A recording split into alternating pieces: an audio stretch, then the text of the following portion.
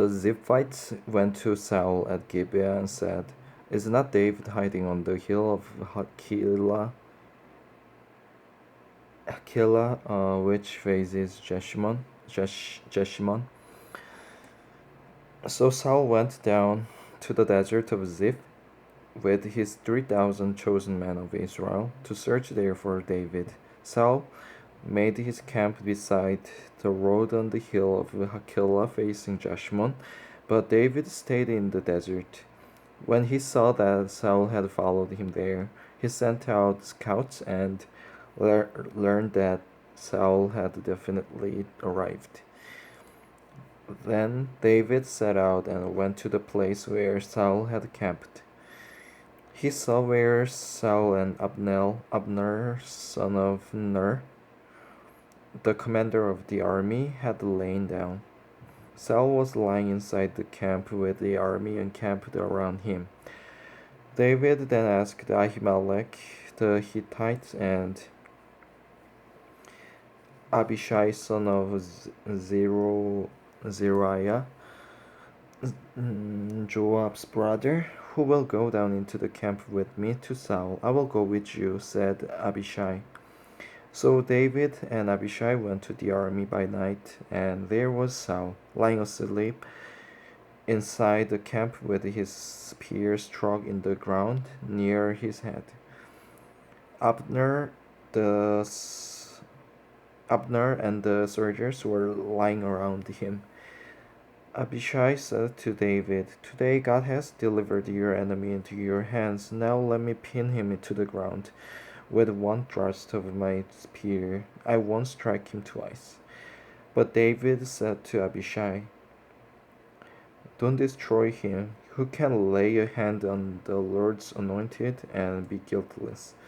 As surely as the Lord lives," he said, "the Lord himself will strike him. Either his time will come and he will die, or he will go into battle and perish. But the Lord forbid that I should lay a hand on the Lord's anointed.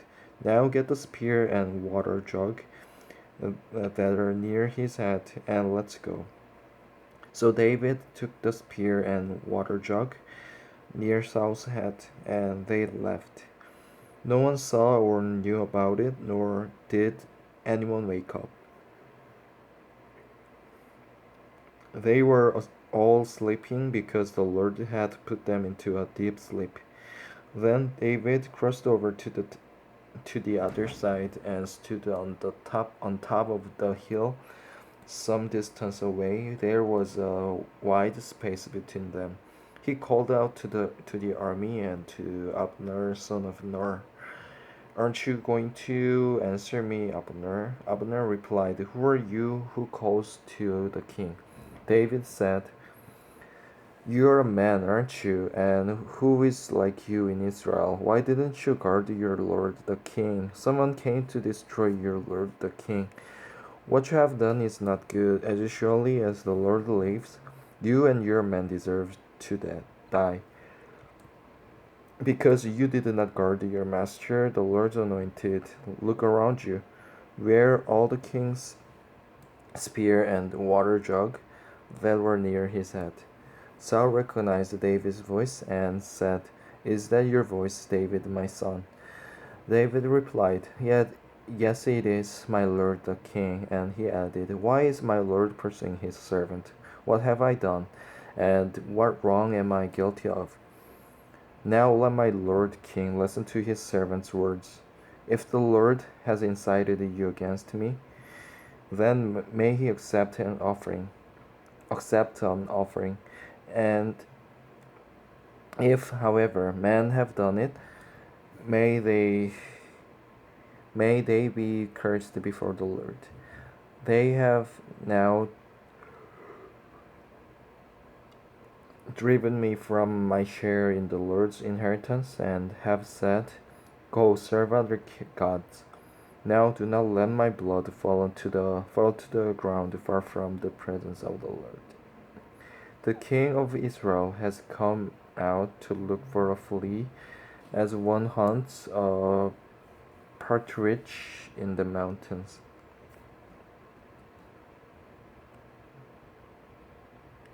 Then Saul said, I have sinned. Come back, David, my son, because you considered my life precious today. I will not try to harm you again. Surely I have acted like a fool and have erred greatly. Here is the king's spear, David answered. Let one of your young men come over and get it. The Lord rewards every man for his righteousness and faithfulness. The Lord delivered you into my hands today, but I would not lay a hand on the Lord's anointed. As surely as I valued your life today, so may the Lord value my life and deliver me from all trouble. Then Saul said to David, May you be blessed, my son David. You will do great things and surely triumph. So David went on his way, and Saul returned home. Amen.